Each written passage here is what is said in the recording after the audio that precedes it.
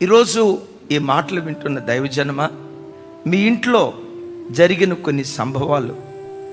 బయట తలెత్తుకొని తిరగలేక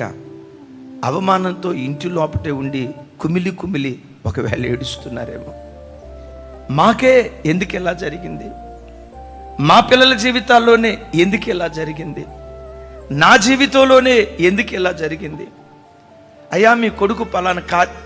ఆ మాట అనేలోపే నీ గుండె పగిలిపోయి నలుగురికి చెప్పుకోలేక అవమాన భారంతో కుమిలి కుమిలి కుమిలి కుమిలి ఈ ఆరాధనకు ఒకవేళ దైవ సన్నిధికి వచ్చాక మీ భర్త త్రాగుపోతాట కదా, మీ అబ్బాయి పలానా కార్యం చేశాడట కదా, మీ ఇంట్లో మీ అమ్మ ఇదిగో ఇలా చేసిందట కదా అని కొన్ని అవమానకరమైన వార్తలు నీ చెవులతో విని బయటికి రాలేక,